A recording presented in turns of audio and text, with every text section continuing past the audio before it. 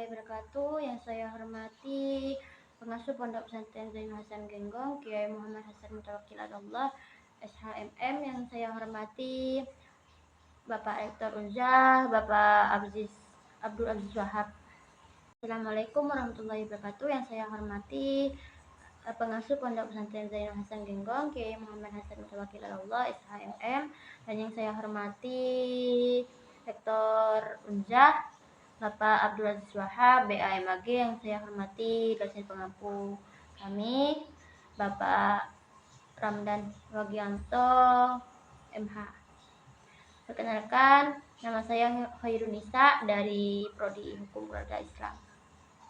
Di sini kita akan menjelaskan tentang hak-hak perempuan dalam perkawinan, perceraian, serta pasca perceraian di Asia Tenggara. Yang pertama, hak-hak perempuan dan perkawinan.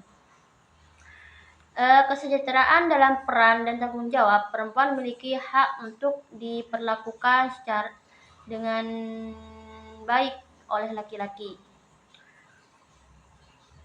baik dalam hal pengambilan keputusan keluarga, keuangan, dan maupun merawat anak.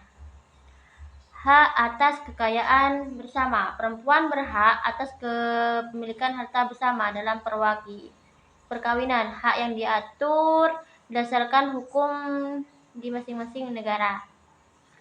Hak atas pendidikan dan kemandirian. Perempuan tetap berhak memperoleh pendidikan atau bekerja selama pernikahan, tanpa harus menyerahkan hak atas kemandirian ekonominya. Yang kedua, hak-hak perempuan dalam perceraian. Hak-hak perempuan dalam perceraian. Yang pertama, hak atas nafkah dan perawatan anak. Setelah perceraian, perempuan berhak mendapatkan nafkah bagi diri dan anaknya sesuai dengan ketentuan hukum yang berlaku, serta hak atas pengasuhan anak. Yang kedua, hak atas pembagian harta. Dalam proses perceraian, perempuan berhak atas pembagian harta yang adil berdasarkan kontribusi lamanya pernikahan. Yang ketiga, hak kebebasan. Perceraian memberikan perempuan hak untuk memutuskan hubungan tanpa harus terikat oleh kekerasan atau ketidakadilan dalam pernikahan. Yang ketiga, hak perempuan dalam pasca perceraian. Yang pertama, hak atas kesejahteraan ekonomi.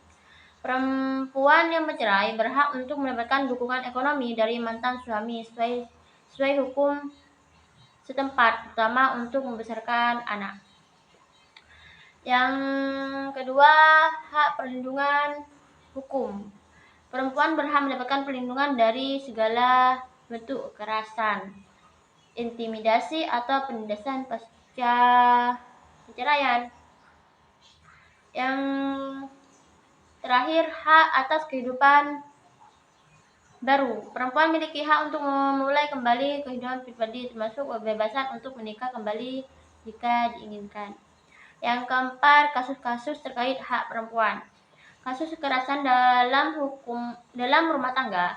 Banyak perempuan yang menghadapi kekerasan fisik maupun psikologis dalam rumah tangga, baik secara perkawinan maupun setelah perceraian. Contohnya di Indonesia dan Malaysia, kasus KDRT masih menjadi isu yang signifikan. Yang kedua, ketidakadilan dalam pembagian harta. Di negara Asia Tenggara ada kasus di mana perempuan tidak mendapatkan pembagian harta yang adil karena diskriminasi gender dan hukum perkawinan. Dan yang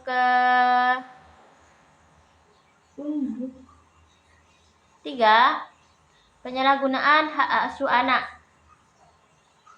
Hak asuh anak, ada banyak kasus di mana perempuan harus berjuang untuk mendapatkan hak asuh anak setelah perceraian, terutama dalam masyarakat patriarki, di mana peran perempuan dianggap lebih rendah dibandingkan laki-laki. Yang kelima, peran dan kontribusi organisasi perempuan dalam formasi hukum di Asia Tenggara.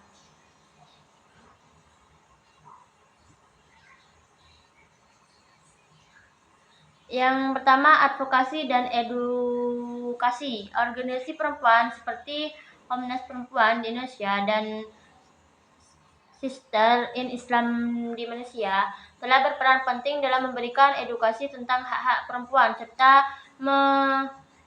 membela reformasi hukum, terutama dalam konteks hukum perkawinan dan perceraian.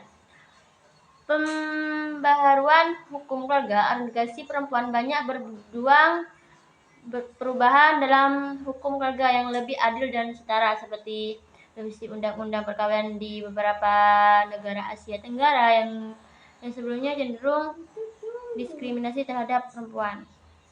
Yang kedua, pendampingan hukum. Banyak organisasi perempuan memberikan pendampingan hukum kepada korban kekerasan dalam rumah tangga atau ketidakadilan dalam proses perceraian, sehingga membantu perempuan untuk mendapatkan hak-haknya. Yang terakhir, kampanye kesetaraan gender. Organisasi perempuan berperan dalam mengubah pandangan masyarakat tentang peran perempuan dalam rumah tangga, sehingga memberikan dorongan bagi kesetaraan gender yang di tingkat hukum dan sosial. Yang keenam, isu-isu khusus dan tantangan. Yang pertama, norma sosial patriarki. Di banyak di Asia Tenggara, norma-norma sosial patriarki masih menjadi hantaman besar yang mencapai kesetaraan gender dalam perkawinan dan perceraian. Yang kedua, hukum syariah dan hukum sipil. Di beberapa negara seperti Malaysia dan Brunei, ada konflik antara penerapan hukum syariah dan hukum sipil dalam mengatur hak-hak perempuan, terutama dalam perceraian dan hak asuh anak. Akses keadilan. Perempuan di pedesaan atau daerah terpencil seperti gunung sering kali tidak memiliki akses yang memadai dalam sistem hukum dan bantuan hukum. Mungkin hanya itu yang bisa saya sampaikan. Kurang lebihnya saya mohon maaf yang sebesar-besarnya.